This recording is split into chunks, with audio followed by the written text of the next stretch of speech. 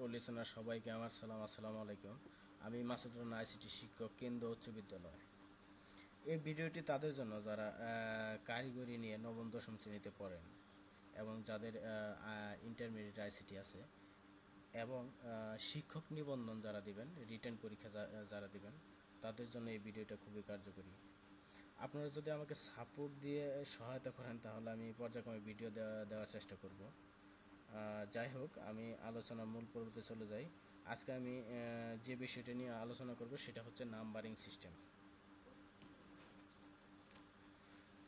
সভ্যতার সূচনা লগ্ন থেকেই আমরা হিসাব নিকাশ বা গণনার জন্য বিভিন্ন ধরনের আঙ্গুল, কাঁড়ি, নড়ি পাথর ইত্যাদি ব্যবহার করতাম।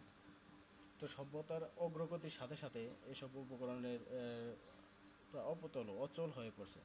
সংখ্যার মান প্রকাশের জন্য এ সময়ে নানা ধরনের সাংকেতিক চিহ্ন বা মৌলিক চিহ্ন ব্যবহার করা হয়। এসব চিহ্ন গণনা করার জন্য কতিপয় কিছু সাংকেতিক চিহ্ন ব্যবহার করা হয়। কোনো সংখ্যা লেখা ও প্রকাশ করার পদ্ধতিকে সংখ্যা পদ্ধতি বলা হয়। সংখ্যা পদ্ধতি লিখে প্রকাশ করার জন্য যে সকল সাংকেতিক চিহ্ন বা মৌলিক চিহ্ন ব্যবহার করা হয় তাকে অঙ্ক বলা হয়। সাপোজ এইখানে যদি আমি বলি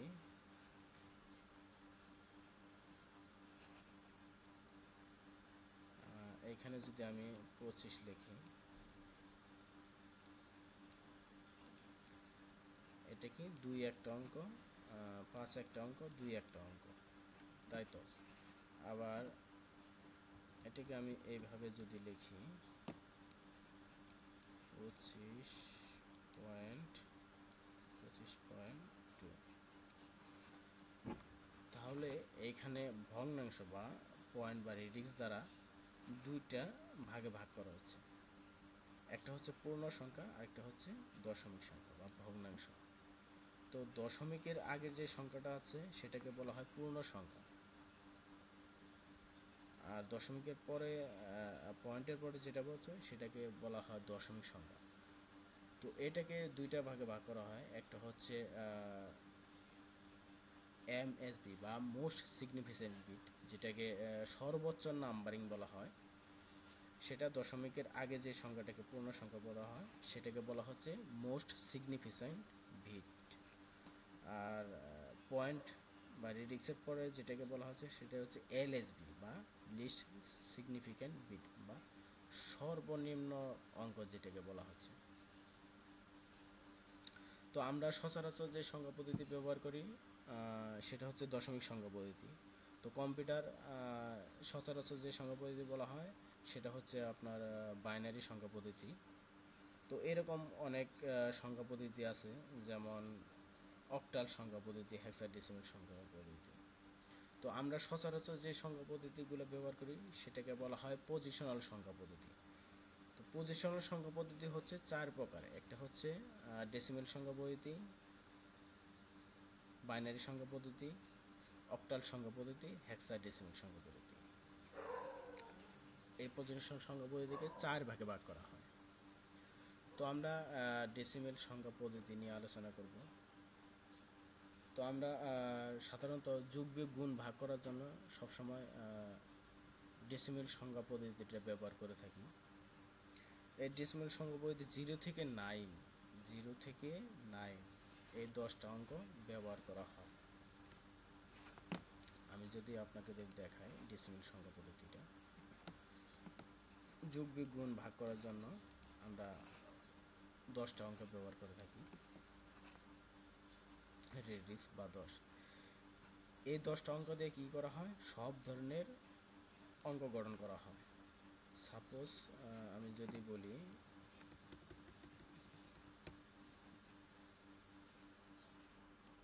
775,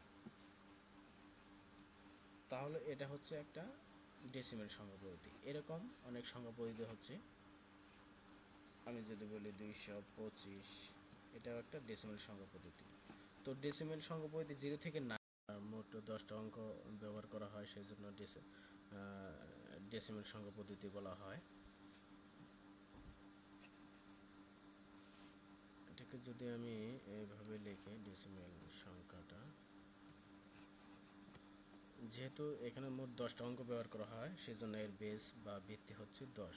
সাপোজ 720, এটাকে আমি যদি ডেসিমেল আকারে প্রকাশ করি তাহলে আমাকে ডেসিমেল এইভাবে 10 দিতে হবে, ঠিক আছে? তাহলে আমরা বুঝতে পারবো যে এটা ডেসিমেল সংখ্যা পদ্ধতি। আমি 925 লিখলাম, 925। এটা কি সংখ্যা পদ্ধতি? আমি যেটা এটাকে দিয়ে দিই তার বেস হিসেবে, যেহেতু এটা 0 থেকে 9 মোট 10টা অঙ্ক, সেই জন্য তার বেস হচ্ছে 10, আমরা এইভাবে লিখে দেব। তো এরপর আছে বাইনারি সংখ্যা পদ্ধতি। যেহেতু আমরা সচরাচর হিসাব নিকাশের জন্য ডেসিমেল সংখ্যা পদ্ধতি ব্যবহার করি, এটা আমাদের জন্য বোধগম্য, এটা মানুষ বুঝতে পারে, কিন্তু কম্পিউটার কিন্তু ডেসিমেল সংখ্যা বুঝতে পারে না, তার জন্য খুব কঠিন হয়ে পড়ে। কম্পিউটার এবং বিভিন্ন ডিজিটাল ইলেকট্রনিক্স ডিভাইসগুলো তারা বৈদ্যুতিক পাওয়ার অন অফের উপর ভিত্তি করে তাদের সমস্যার সমাধান করে থাকে। সাপোজ আমি যদি বলি বিভিন্ন কম্পিউটার এবং ইলেকট্রনিক্স ডিভাইসগুলো অন অফের উপর ভিত্তি করে কাজ করে। On on off, true false, true false, true false, on off, true false, তারপর হাই লো ইত্যাদির উপরে ব্যবহার করে বিভিন্ন কাজকর্ম করে থাকে। তো বাইনারি সংখ্যা পদ্ধতি যেহেতু এখানে মোট 2টা অঙ্ক ব্যবহার করা হয়, 0 এবং 1। জিরো দ্বারা অফ বোঝায়, লো বোঝায়, ফলস বোঝায়, আর 1 দ্বারা ট্রু বোঝায়, অন বোঝায়, হাই বোঝায়। সো এইখানে যেহেতু 0 এবং 1 মোট 2টা অঙ্ক ব্যবহার করা হয়, সেই জন্য বাইনারি সংখ্যা, একে বাইনারি সংখ্যা পদ্ধতি। বাই মানে হচ্ছে 2, ঠিক আছে? এখানে 2টা অঙ্ক ব্যবহার করা হয় এদিকে, সেজন্য বাইনারি সংখ্যা পদ্ধতি বলা হয়। এটাই মূলত কম্পিউটার এবং অন্যান্য ইলেকট্রনিক্সের, কম্পিউটারের, বিশেষ করে কম্পিউটারের মেন ভাষাই হচ্ছে মেশিন বা মেশিন ল্যাঙ্গুয়েজ হচ্ছে বাইনারি ভাষাকেই বলা হয়। এরপরে আছে অক্টাল সংখ্যা পদ্ধতি। তো অক্টাল সংখ্যা পদ্ধতি হচ্ছে 0 থেকে 7, 0 থেকে 7 মোট 8টি অঙ্ক। তো এইখানে 8টি অঙ্ক ব্যবহার করা হয় দেখেই এটাকে অক্টাল সংখ্যা পদ্ধতি বলা হয়। অক্টাল মানে হচ্ছে 8। আরেকটা সংখ্যা পদ্ধতি হচ্ছে, সেটা হচ্ছে হেক্সাডেসিমাল সংখ্যা পদ্ধতি। হেক্সা মানে হচ্ছে 16, হেক্সা মানে 16, হেক্সা মানে 16। তো এইখানে মোট 16টি অঙ্ক ব্যবহার করা হয়। আমরা তো জানি যে ডেসিমাল সংখ্যা মোট 10টি অঙ্ক, তো আর 6টি অঙ্ক কি? তো এখানে 0 থেকে 9, 0 থেকে 9 হচ্ছে মোট 10টা অঙ্ক, আর এ থেকে এফ এইখানে হচ্ছে মোট 6টা অঙ্ক, তাহলে টোটাল হচ্ছে 16টা অঙ্ক। তো 0 থেকে 9 এবং এ থেকে এফ মোট 16টি অঙ্ক বা 16টি অঙ্ক ব্যবহার করা হয় দেখে সেটাকে হেক্সাডেসিমাল সংখ্যা পদ্ধতি বলা হয়।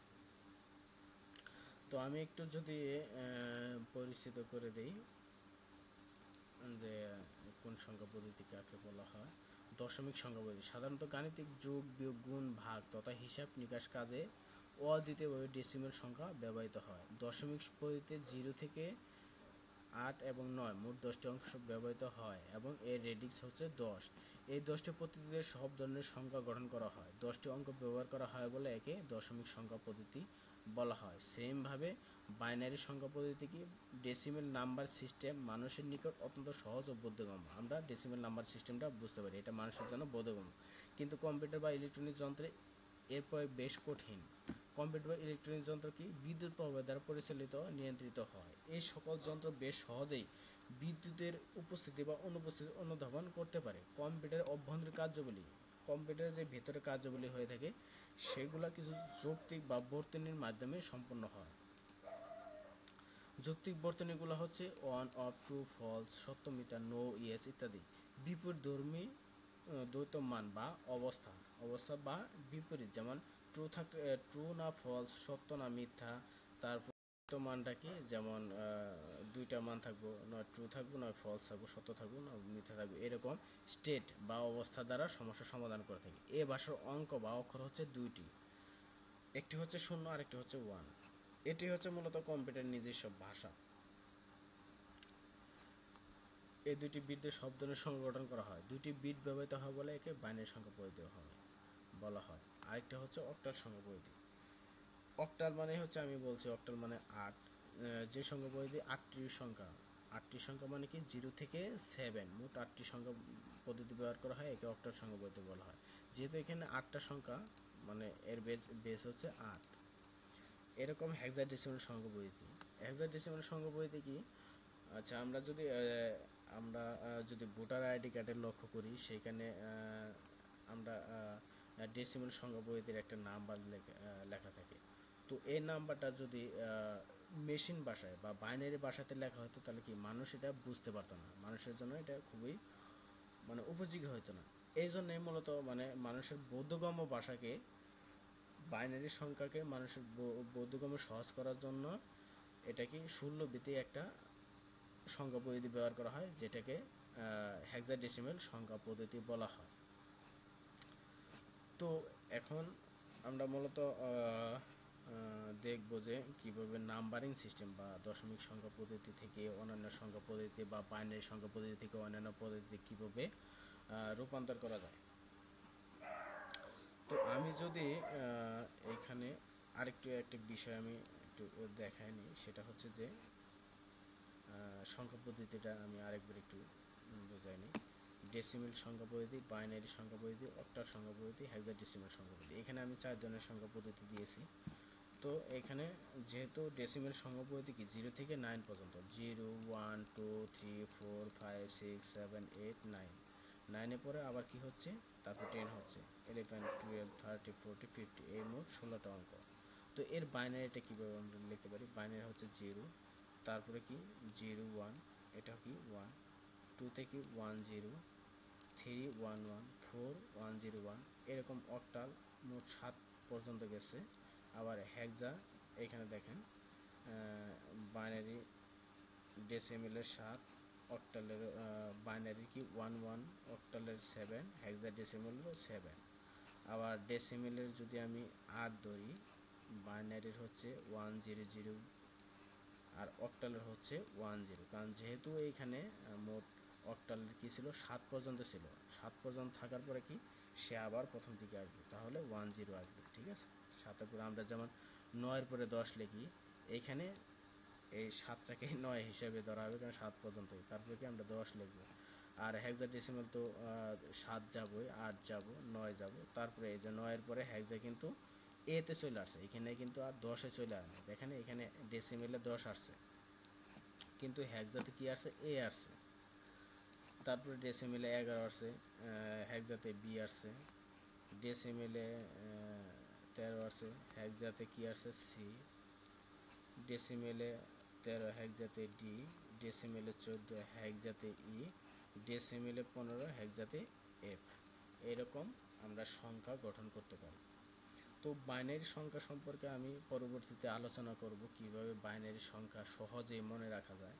তো এই টেকনিকটা আমি দেখাই দেব। আপাতত আজকে আমি বোঝানোর সুবিধার্থে আমি আপনাদের এই জিনিসটা দেখাই দিলাম। তো এই জিনিসটা সবাই দেখবেন। তারপরে এখন আমি বাইনারি বা ডেসিমেল অন্যান্য সংখ্যা বা নাম্বারিং সিস্টেমে কিভাবে আমরা রূপান্তর করতে পারি।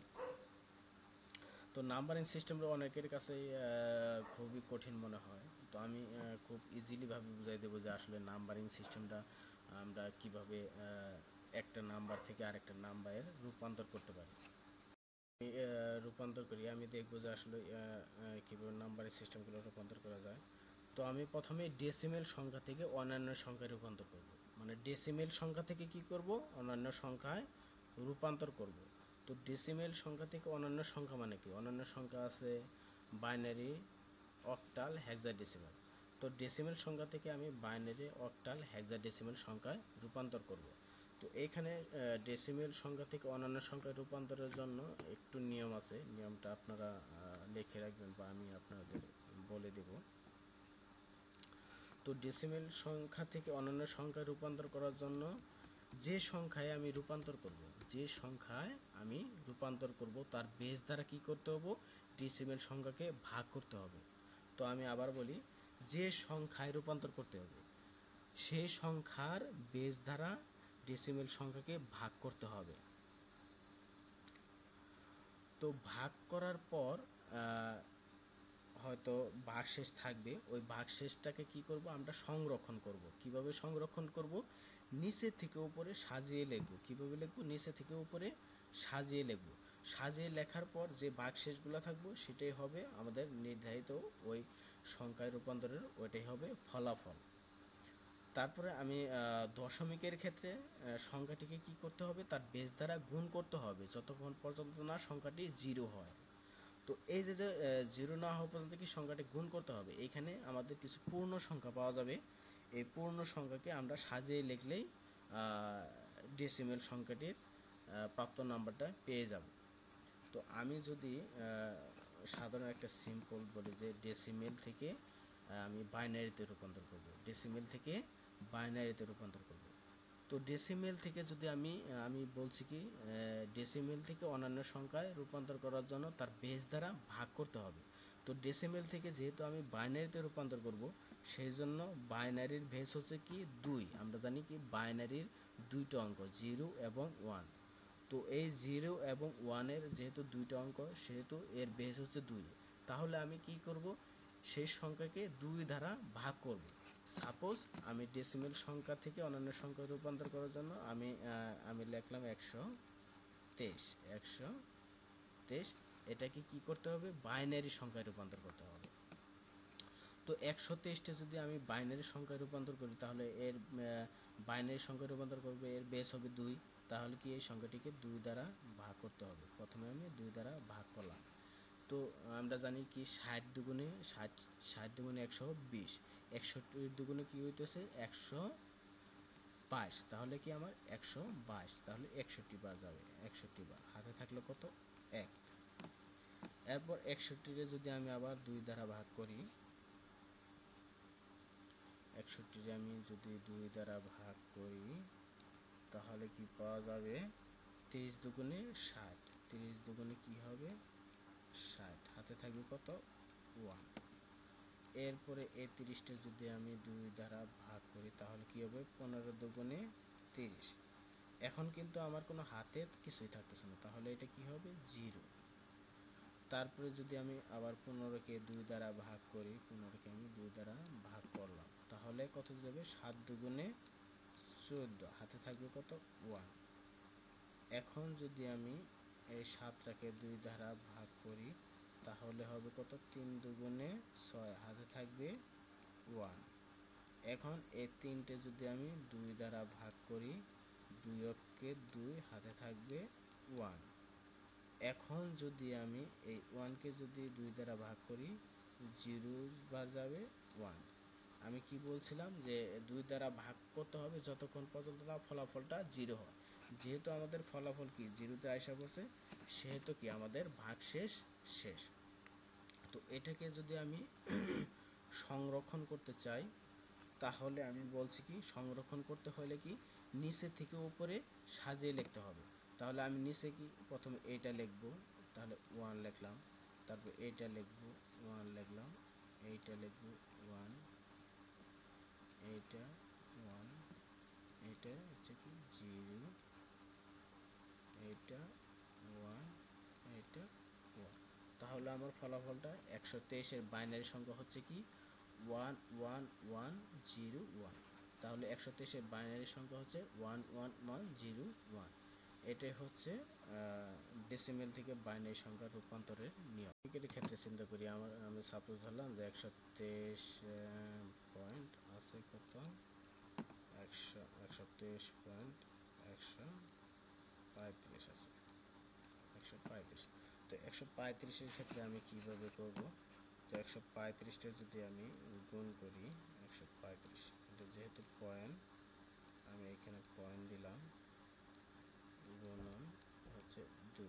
তাহলে 135 দুগুণে কত হবে 270। তাহলে এখানে পূর্ণ সংখ্যা 135 দুগুণে সমান সমান 200, 270.270, তাহলে এখানে কিন্তু পূর্ণ সংখ্যা পাওয়া যাইতেছে না, তাহলে এখানে লিখতে পারি আমরা 0।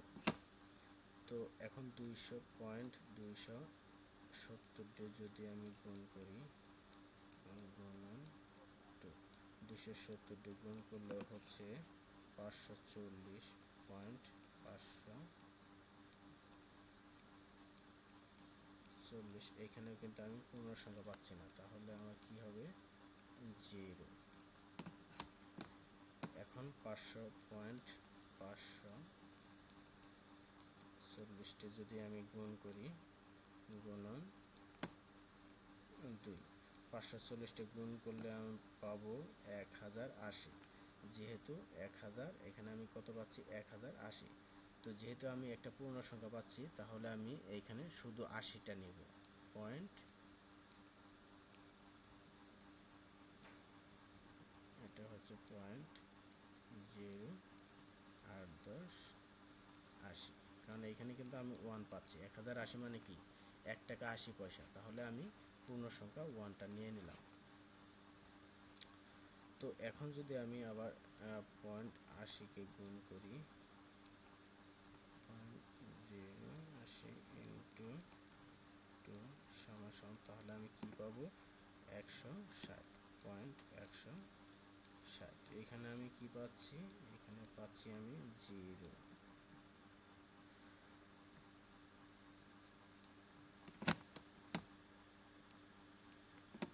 এরপর 160 যদি আমি গুণ করি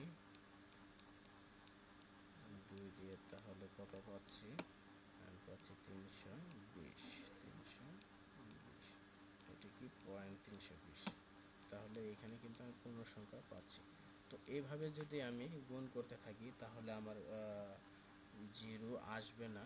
এখন 0 যদি না আসে, তাহলে আমি এটাকে এইভাবে সাজিয়ে লিখতে পারি। আমি আরেকবার একটু গুণ করি, 0.320 গুণন 2 সমান কত হবে 640.640।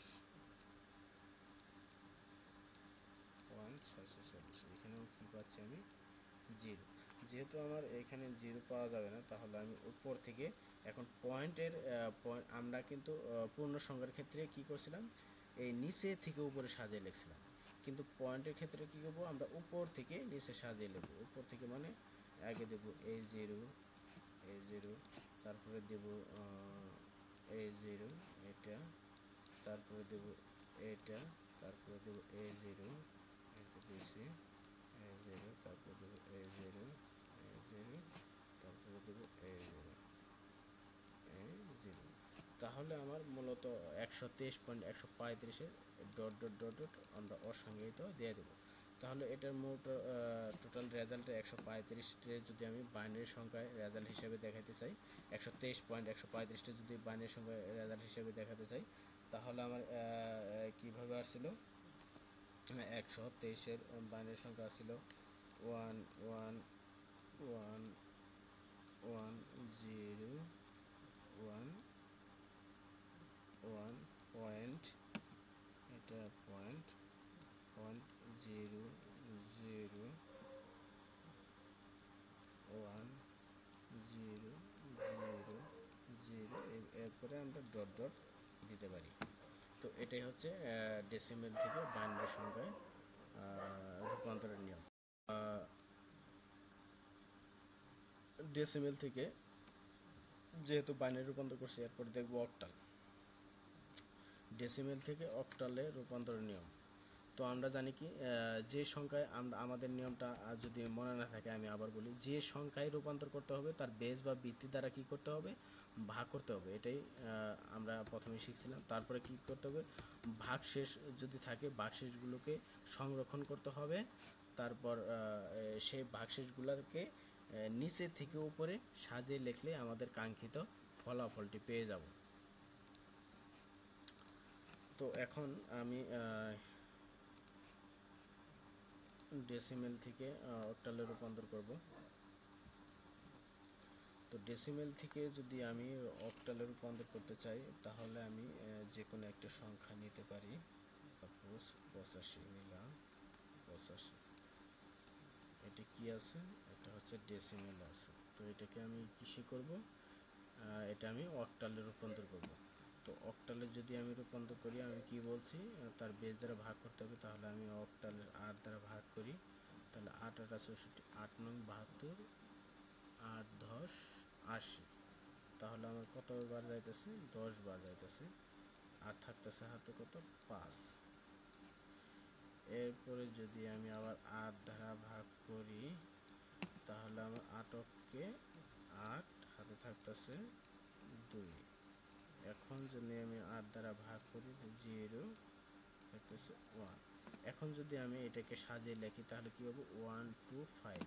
তাহলে 85 এর অক্টাল কি হবে?